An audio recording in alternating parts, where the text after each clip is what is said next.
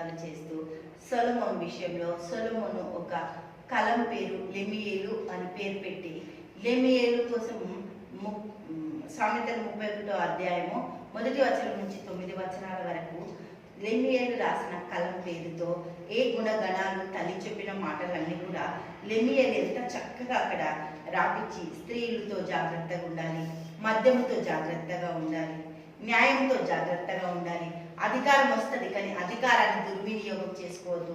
దావీదు అధికారం వచ్చిన తర్వాత దుర్వినియోగం చేసుకొని ఎంత భయంకరమైన పరిస్థితిలో పడ్డాడు కదా. 2వ సమూయేలు 11వ అధ్యాయం 3వ వచనం చూద్దాం. హల్లెలూయా, దేవునికి మహిమ కలుగు. ఆమె బహు సౌందర్యవతి అయి ఉండుట. ఎవరు ఈమె? బెత్షెబా కదా, సొలొమోను ఒక తల్లి. ఏం చేస్తున్నామా అక్కడ?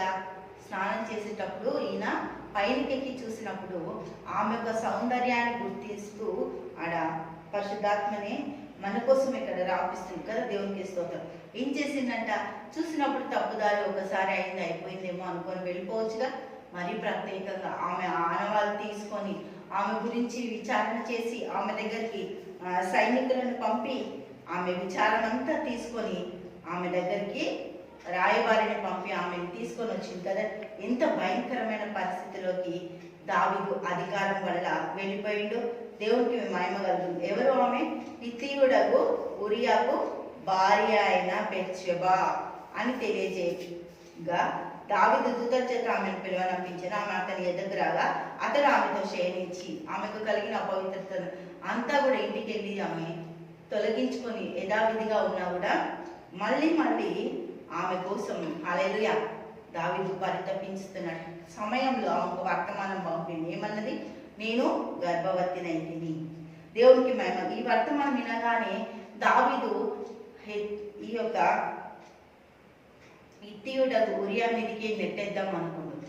ఉరియా దండులో పడుకున్నా కూడా దండులో నుంచి ఇంటికి వెళ్ళు అని దావీదు ఎంతగా ఉరియాని పంపినా కూడా ఉరియా వెళ్ళడానికి అంగీకరించలేదు.